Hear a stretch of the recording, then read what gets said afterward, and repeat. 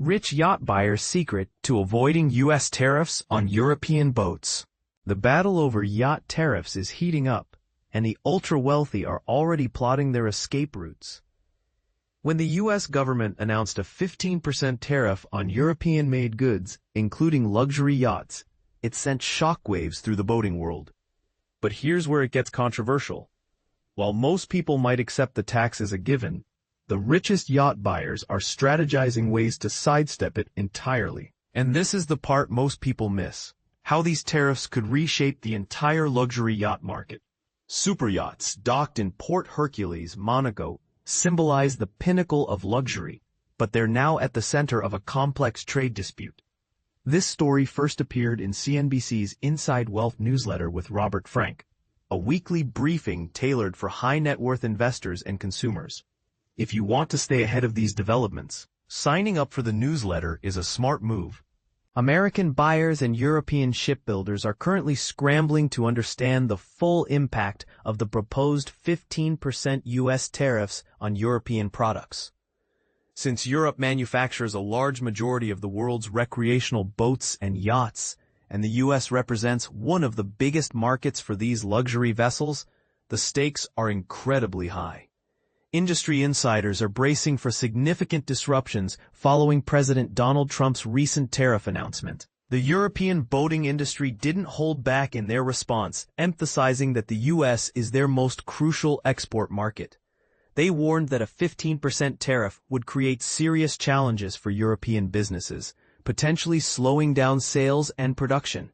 This is a big deal because the recreational boating sector supports thousands of jobs and generates billions in revenue across Europe.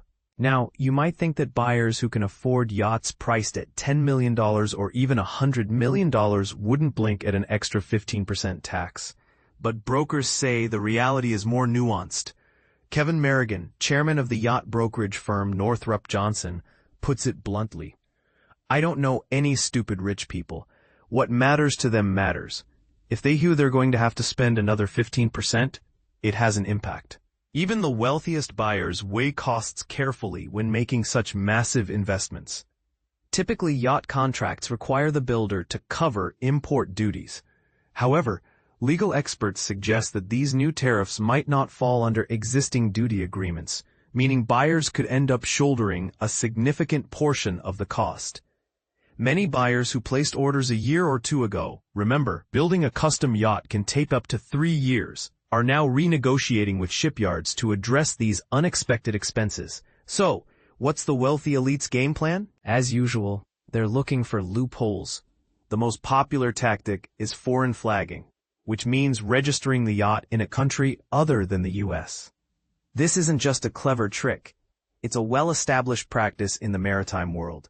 By registering their vessels in countries like the Cayman Islands, the Marshall Islands, Malta, or Jamaica, places that have special agreements with the U.S., owners can bring their yachts into American waters as visiting vessels, effectively dodging the tariff. Of course, this strategy isn't without its complexities. There are strict rules, cruising permits, and registration fees that can range from $5,000 to over $20,000.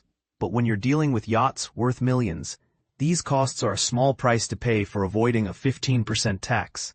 Maritime attorney Michael Moore explains it simply: if it's never technically imported and it never crosses the customs borderline, the tariff doesn't apply. However, this workaround mainly benefits owners of larger yachts. Smaller boats, especially those under 45 feet, are less likely to find foreign flagging financially or logistically viable, meaning they'll probably bear the brunt of the new tariffs. This could create a new divide in the boating world, a class split between have yachts and have superyachts, with the latter group best positioned to escape the tax. Interestingly, brokers predict that these tariffs might actually boost demand for American yacht manufacturers like Westport, Trinity, and Berger Boat Company. With the market for pre-owned yachts cooling off after a post-pandemic boom, there's hope that sales and prices for U.S.-registered used yachts will rebound. "That's my hope," Merrigan says. "That's what we're all hoping." But here's a question worth pondering. Are these tariffs a fair way to protect domestic industries, or do they simply encourage the ultra-wealthy to exploit loopholes, widening the gap between ordinary buyers and the super-rich? What do you think? Should governments rethink how they tax luxury goods, or is this just another example of the rich finding ways to stay ahead? Share your thoughts below. This debate is far from over. EU-US trade deal, a season of humiliation for Europe. Imagine a scenario where a major international partnership takes a sharp turn, leaving one side feeling like they've been publicly humiliated. That's what the European Union is currently experiencing with its recent trade deal with the United States. But here's where it gets controversial.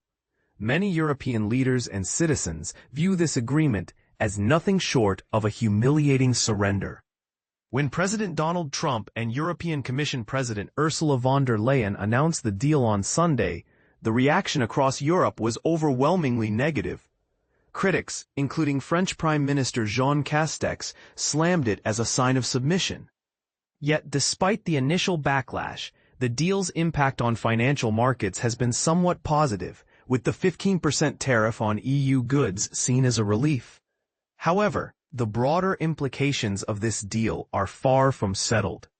The promise of a new era of stability in transatlantic relations is starting to feel hollow. For instance, pharmaceutical products remain under threat of a U.S. investigation, and there's confusion about what will happen next with the 50% steel tariffs.